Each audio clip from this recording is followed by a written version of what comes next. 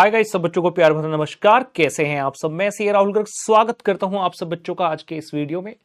21 days challenge हमारा चल रहा है for all of our 3 subject, advance account, cost and FMSM, जिसमें आज कॉस्टिंग में सेशन नंबर 6, डे नंबर 6 में हम बात करने वाले हैं। लास्ट सेशन की बात करें कॉस्टिंग की, हमने लेबर कॉस्टिंग का लेक्चर लगाया था और आज बारी है ओवरहेड्स की। ओवरहेड चैप्टर की बाउंड्री नॉर्मली थोड़ी सी बड़ी होती है as compare to material and labour. तो यहाँ पर ओवरहेड के मैं 2 सेशन प्लान कर रहा हूँ। एक सेशन आज के लेक्चर में लेंगे और एक सेशन आगे, मतलब आज डे 6 है, आज ओवरहेड की बात करो। डे 7 यानी कि जो सेशन 7 होगा वहां पर भी पुत्र ओवरहेड की बात करेंगे। अगर आप इस लेक्चर के अंदर पहुंच चुके हैं, सबसे पहले लाइक कर दीजिए सेशन को, सो दैट हमें आपकी प्रेजेंस का अनुमान लग जाए कि बच्चे इन सेशन का लुत्फ उठा रहे हैं। साथ ही साथ अगर चैनल को सब्सक्राइब नहीं किया पुत्र तो सब्सक्राइब कर लीजिए, साथ ही बेल आइकन को कर दीजिए प्रेस, सो दैट कोई भी इंपॉर्टेंट नोटिफिकेशन मिस ना होने पाए। और टेलीग्राम चैनल को भी पुत्र कर लीजिए ज्वाइन, क्योंकि जो भी नोट्स यहां यूज हो रहे हैं वो सभी आपको टेलीग्राम चैनल से ही मिलेंगे। और उम्मीद करता हूं आपकी आने वाले एग्जाम की तैयारी, आने वाले अटेम्प्ट की तैयारी आपकी बहुत बढ़िया चल रही होगी और उसी तैयारी को एक नेक्स्ट लेवल पर लेकर जाने के लिए हम ये प्रयत्न कर रहे हैं कि इन सेशंस के द्वारा आप में कॉन्फिडेंस जो है और भरा जाए। तो पुत्र देर किस बात की है, आइए आप और मैं मिलकर चलते हैं आज के सेशन में। 21 डेज चैलेंज, जिसके अंदर आज है कॉस्ट का पुत्र डे नंबर 6, ओवरहेड्स 1। ओवरहेड्स 1, आइए जी क्या कहते हैं, आइए देखते हैं। क्वेश्चन नंबर 1 हमारे सामने कहता है जी, एक्स लिमिटेड कंपनी है which recovers the overheads at a predetermined rate of 50 रुपए पर मैन डे। तो ओवरहेड को रिकवर करने का तरीका क्या रखा हुआ है? 50 रुपए पर मैन डे, मतलब जितने दिन काम करेंगे मल्टीप्लाई बाय 50 कर देना, ओवरहेड का अमाउंट आ जाएगा रिकवर्ड वाला, एब्जॉर्ब्ड वाला। इस तरह से एब्जॉर्ब कर रहे हैं। कहता है जी, total factory overheads incurred and man days actually worked were rupee this and this. तो ये क्या चीज है? टोटल फैक्ट्री ओवरहेड्स इनकर्ड कितने हैं जी? 79 लाख। ये क्या है? Actual overheads. और कहता हमने 1.5 लाख दिन काम किया, man days actually work 1.5 lakh. तो अगर आपको एब्जॉर्ब्ड ओवरहेड्स बेटा निकालने हो, आप कहेंगे 1,50,000 डेज काम किया और 50 रुपी पर डे है, तो 75 लाख रुपए का आपका एब्जॉर्ब्ड ओवरहेड आ जाता है। एक्चुअल है 79, जबकि एब्जॉर्ब हुए हैं 75, मतलब 4 लाख कम एब्जॉर्ब हुए हैं। तो उसको हम बोलते हैं, जो टेक्निकल टर्म है, that is called the under absorption. तो 4 लाख रुपए की अंडर एब्जॉर्प्शन है। Question further says, during the period 30,000 units हमने सेल किए। At the end of period 5,000 completed units were held in stock. 5,000 completed units मतलब FG का 5,000 unit का stock पड़ा है at the end, but there was no opening stock of FG. Opening में कुछ नहीं था। Similarly there was no stock of uncompleted units at the beginning of the period. Uncompleted मतलब WIP यूनिट्स बिगिनिंग में कुछ नहीं थे, लेकिन at the end of period 10,000 uncompleted units हैं, विच में be reckoned as 50% complete. 10,000 unit 50% complete है, तो हम कहेंगे you are as good as 5,000 units fully complete. You are 5,000 equivalent completed unit. यहां तक सारी इंफॉर्मेशन होगी, आगे देखते हैं। On analyzing the reason, it was found that 60% of unabsorbed overhead, कितने के unabsorbed थे? 79 minus 75, 4 लाख। उस 4 लाख में से 60% यानी कि पुत्र 2,40,000 रुपए का जो अमाउंट है, it was due to defective planning. Defective planning is a kind of abnormal reason. It is something which could have been controllable, लेकिन आपने कंट्रोल नहीं किया।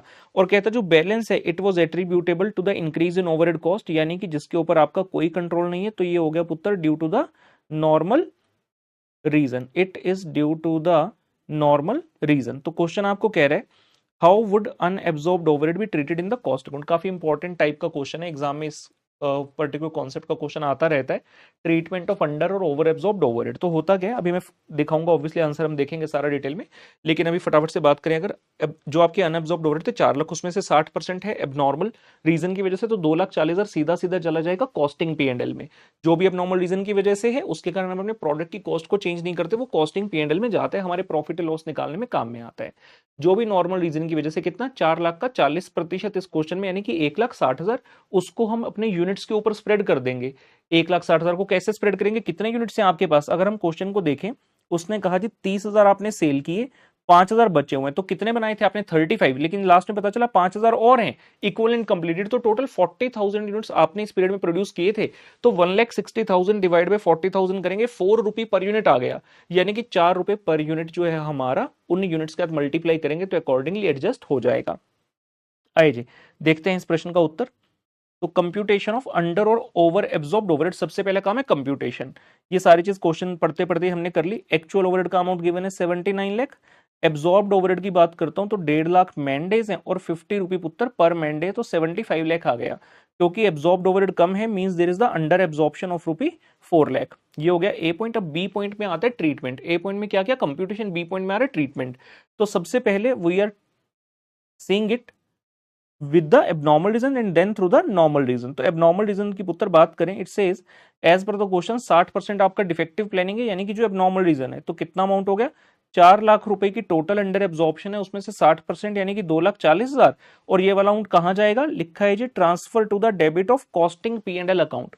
और जो नॉर्मल रीजन की वजह से है 40% आपका नॉर्मल रीजन की वजह से है, तो उसके लिए क्या करेंगे, अमाउंट निकाल लो पहले। 1,60,000 आ गया, 4 लाख का 40%। और अब क्या करेंगे, it shall be apportioned over various units by the use of supplementary rate. जो मैंने बताया था 1,60,000 को डिवाइड बाय 40,000 कर लेना। वो 40,000 कैसे आएंगे उसकी भी डिटेल यहां पर दी हुई है।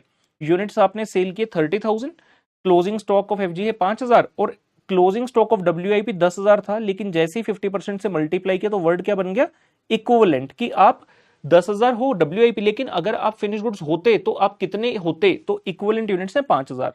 इन सबको जोड़कर आ गया जी 40,000। तो 1,60,000 डिवाइड बाय 40,000, 4 रुपए पर यूनिट का आ गया पुत्र सप्लीमेंट्री रेट। आप लास्ट में जितने जितने यहां पर यूनिट्स लिखे हैं 30, 5 और 5 इनसे मल्टीप्लाई कर दोगे 4 को। कैसे, ये देखिए जी, statement showing the apportionment of under absorbed overhead. तो आपके 30,000 यूनिट्स कौन से थे, जो आप सेल कर चुके, तो उसके कारण हमारी कॉस्ट ऑफ सेल इफेक्ट होगी। 5,000 यूनिट एफजी के थे क्लोजिंग स्टॉक के, तो उसके कारण cost of closing stock effect होगी। और 5,000 यूनिट थे क्लोजिंग स्टॉक ऑफ WIP, तो उसके कारण cost of closing stock of WIP effect होगा। रेट सेम है आपका, 4 रुपए ऑब्वियसली सेम ही रहेगा जो ऊपर निकाला। मल्टीप्लाई करेंगे, वैल्यूज आ गया 1,20,000, 20,000 एंड 20,000। एंड ऑब्वियसली इसका टोटल कितना बनेगा, उतना ही जितना आपका नॉर्मल रीजन की वजह से अमाउंट था, दैट इज 1,60,000। तो उसी अमाउंट को हमने अपोर्शन किया है over the different particular item which is sales, cost of sale, FG closing stock and the WIP closing stock. तो ये एक बेहतरीन क्वेश्चन एग्जाम में आता है, हमने डिटेल में इस क्वेश्चन को किया। नेक्स्ट क्वेश्चन पर आते हैं। Again a wonderful one, again a wonderful one. Question कहता पुत्र, an engine manufacturing company has 2 production department, snowmobile engine and boat engine. तो 2 हैं production department, and 2 service department, maintenance and factory office. So basically production 1, production 2, service 1 and service 2। Question says budgeted cost data and relevant cost drivers are as follows. तो data दिया है cost और cost driver. Cost driver का मतलब basis, किस base पर खर्चे को बांटना होता है। तो डिपार्टमेंटल कॉस्ट बताइए जी सभी की, उसने चारों डिपार्टमेंट की कॉस्ट बताई। स्नोमोबाइल और बोट ये दोनों प्रोडक्शन डिपार्टमेंट और factory office maintenance service department है। इनका अमाउंट बता दिया टोटल, मतलब क्वेश्चन ने आपको प्राइमरी समरी का टोटल बता दिया। प्राइमरी समरी होती है जहां पर आप पहली बार ओवरहेड्स का अमाउंट डिस्ट्रीब्यूट करते हैं अमंग्स द डिपार्टमेंट, तो उसका तो टोटल ही बता दिया क्वेश्चन है कि हर डिपार्टमेंट का इतना इतना अमाउंट है। तो ये क्या है, टोटल ऑफ प्राइमरी समरी दिया हुआ है। उसके बाद क्वेश्चन के अंदर जी ये है कॉस्ट ड्राइवर। सबसे पहले फैक्ट्री ऑफिस और उसके बाद मेंटेनेंस की क्या ड्राइवर है। कहता जब फैक्ट्री ऑफिस का खर्चा बांटोगे ना, नंबर ऑफ इंप्लॉइज के बेस पे बांटना। जब आप इस वाले सर्विस का खर्चा बांटते हो तो इंप्लॉइज के बेस पे बढ़ता है। और कहां बांटोगे इसका खर्चा, बाकी डिपार्टमेंट्स, तो उन सबके इसने इंप्लॉइज बता दिया। स्नो मोबाइल में 1080 है, बोट इंजन में 270 और मेंटेनेंस में 150 इंप्लॉई है। तो इस तरह से टोटल 1500 इंप्लॉई है। मेंटेनेंस डिपार्टमेंट की बात करें तो इसका जो ड्राइवर है वो है नंबर ऑफ वर्क ऑर्डर। तो इसमें जो खर्चा आएगा वो वर्क ऑर्डर्स के हिसाब से आपको बांटना है ओवर द अदर डिपार्टमेंट्स। हाँ जी, क्या लिखा है, snow mobile, boat engine, factory office कितने कितने ऑर्डर हैं, 570, 190 और 40। और पुत्र टोटल हैं इसके कितने ऑर्डर, 800 ऑर्डर्स। क्वेश्चन क्या चाहते हैं, क्वेश्चन मैंने रीड कर लिया। मेन रिक्वायरमेंट क्या है, compute the cost driver allocation percentage. अब ये ऐसी चीजें जो अक्सर बच्चों को ना क्वेश्चन में देखने को मिलती नहीं है। क्वेश्चन एग्जाम में आया हुआ है, लेकिन बहुत ही कम टीचर्स होंगे जिनके नोट्स में, किताब में आपको ये क्वेश्चन देखने को मिलेगा। और जब एग्जाम में आएगा ना, ये छक्के छूट जाएंगे, क्योंकि इस तरह से करना सीखा ही नहीं किसी ने। ये क्वेश्चन सिर्फ ये नहीं कह रहा कि बांटो, खुद का तरीका बता रहा है। कहता कॉस्ट ड्राइवर एलोकेशन परसेंटेज बनाओ पहले, and then use that percentage to allocate the service department cost. Service departments के खर्चों को बांटने के लिए, एलोकेट करने के लिए कौन से मेथड से, डायरेक्ट मेथड से। सेकेंड पॉइंट में सेम काम कह रहा है, compute the cost driver allocation percentage, use this percentages to allocate the service department cost by using non reciprocal method और स्टेप मेथड। तो यही क्वेश्चन हमें 2 बार करना है। इसको करने से पहले आपको जानकारी होनी चाहिए इन दोनों मेथड की। अब डायरेक्ट मेथड क्या कहते हैं कि जब आप एक सर्विस वन का खर्चा बांटोगे ना, तो दूसरे सर्विस में मत बांटना, सिर्फ प्रोडक्शन में बांटना। तो जब आप डायरेक्ट मेथड के हिसाब से करोगे, आप फैक्ट्री ऑफिस का जब बांटोगे, नंबर ऑफ एम्प्लॉय के बेस पे बांटना है, तो आप मेंटेनेंस वाले को इग्नोर कर दो, आप सिर्फ इनको कंसीडर करो। अब आप जब इसको बांटते, कैसे बांटते, प्रोडक्शन वन और प्रोडक्शन टू में 1080 रेशो 270, बस ये रेशो में नहीं बांटना, वो कहते हैं इसको ना परसेंटेज बना लो। परसेंटेज कैसे बना लेंगे, 1080 डिवाइड बाय टोटल इंटू 100, और सिमिलरली 270 डिवाइड बाय इन दोनों का टोटल इंटू 100, तो पता चल जाएगा कि कितना प्रतिशत किसमें बांटना है। किस तरह से मैं दिखाता हूं जी, आइए इस तरह से। ये लीजिए, सबसे पहले क्या हेडिंग आ रहा है, direct method, computation of cost driver allocation percentage. पहले बात करें जी फैक्ट्री ऑफिस की और फिर बात करेंगे मेंटेनेंस की, दोनों सर्विस की बात करनी है। तो फैक्ट्री ऑफिस का खर्चा कहां कहां बटेगा, स्नो मोबाइल और बोट इंजन में। स्नो मोबाइल और बोट इंजन में किस तरह से, नंबर ऑफ एम्प्लॉय की रेशो में, जो कि 1080 और 270 है। अगर क्वेश्चन हमें कॉस्ट ड्राइवर एलोकेशन परसेंटेज निकालने के लिए ना कहता, हम इसी रेशो में बांट देते, लेकिन क्वेश्चन का परसेंटेज निकालो, तो ये रही जी परसेंटेज 1080 डिवाइड बाय, तुम दोनों का टोटल कितना भाई 1350 गुना 100 80%, और इधर आ गया जी 270 डिवाइड बाय 1350 गुना 100 20%। ठीक है। सिमिलरली मेंटेनेंस वाले में जब करोगे, स्नो मोबाइल और बोट में वर्क ऑर्डर के बेस पे होता है, इधर कितने वर्क ऑर्डर है 570 और बोट इंजन में है 190, तो 570 डिवाइड बाय इन दोनों का टोटल कितना है जी 760 इंटू 100 75%, और यहाँ 190 डिवाइड बाय 760 इंटू 100 25%। यानी कि जब फैक्ट्री का खर्चा बांटोगे, जितना भी उसका खर्चा है, तो 80% बांट देना स्नो मोबाइल में और 20% बांट देना बोट इंजन में। ये लीजिए, तो स्टेटमेंट ऑफ सेकेंडरी समरी हमारे सामने आ रही है। ये रहे आपके प्रोडक्शन डिपार्टमेंट स्नो मोबाइल और बोट इंजन, और ये रहे आपके सर्विस डिपार्टमेंट फैक्ट्री ऑफिस और मेंटेनेंस। डिपार्टमेंटल कॉस्ट यानी कि ये क्या है जी, टोटल ऑफ प्राइमरी समरी, जो क्वेश्चन ने दिया था 6 लाख 17 लाख 3 लाख और 240। सबसे पहले आपको किसे बांटना है, इस 3 लाख को। और कैसे बांटना है फैक्ट्री ओवरहेड को, हमने ऊपर निकाली परसेंटेज 80% स्नो मोबाइल में, 20% बोट इंजन में, और क्योंकि डायरेक्ट मेथड है तो मेंटेनेंस में इसका कोई भी हिस्सा नहीं आता। सिमिलरली जब मेंटेनेंस वाले का 2,40,000 बांटोगे, तो स्नो मोबाइल और बोट इंजन में कितना जाएगा जी, ये निकाला था 75 और 25%, 75 और पुत्र 25%, 1,80,000 और 60,000, और उसके अंत में टोटल करके दिखा देंगे जी 10,20,000 और 18,20,000, तो इसको कहते हैं this is the total of secondary summary. तो इस तरीके से जो है बात चलेगी। I hope this is absolutely clear.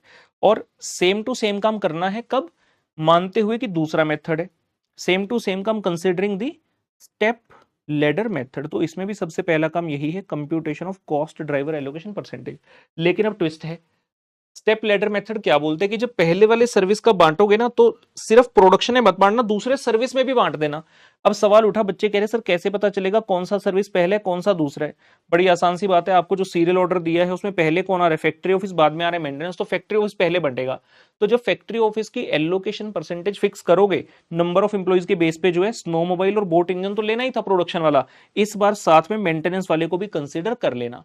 Step ladder method ये कहते हैं कि जब पहले सर्विस का बांटोगे तो दूसरे सर्विस को भी कंसीडर कर लेना, लेकिन जब दूसरे सर्विस का बांटोगे, मतलब जब मेंटेनेंस का बांटोगे, तो पहले वाले को कंसीडर मत करना जो नील हो चुका है। तो वहां तो अब भी यही बनेगा 570 और 190 के बेस पर, लेकिन फैक्ट्री वाले में चीज डिफरेंट हो जाएगी।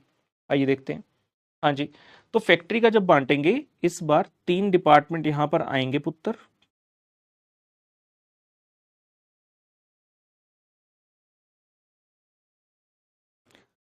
स्नो मोबाइल, बोट इंजन और मेंटेनेंस, तीनों आएंगे।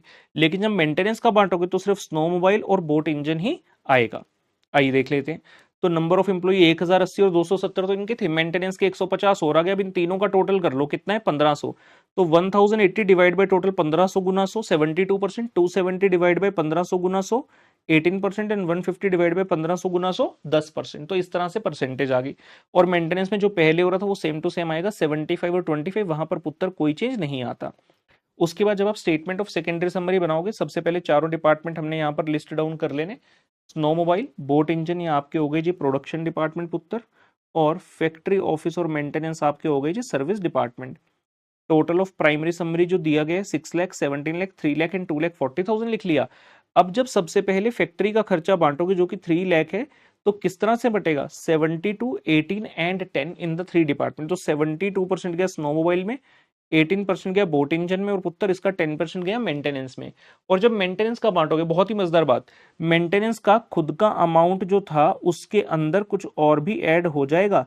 खुद का अमाउंट था 2,40,000 और अभी 30,000 और मिला, तो टोटल कितना हो गया 2,70,000। तो जब आप डिस्ट्रीब्यूट करोगे, वेरी वेरी इंपॉर्टेंट, यहां से 2,70,000 माइनस होगा, बट आप पहले वाले सर्विस में अब नहीं डालेंगे क्योंकि वो नील हो चुका है। तो बाकी दोनों में कितना आएगा 75 और 25%, 2,02,500 एंड 67,500।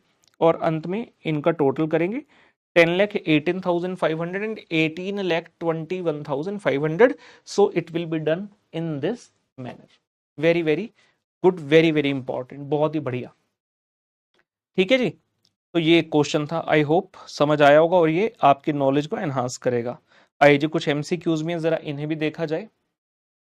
कुछ एमसीक्यूज हैं, जरा इन्हें भी देखा जाए। हाँ जी, allotment of whole items of cost to the cost centre और कॉस्ट यूनिट इज कॉल्ड।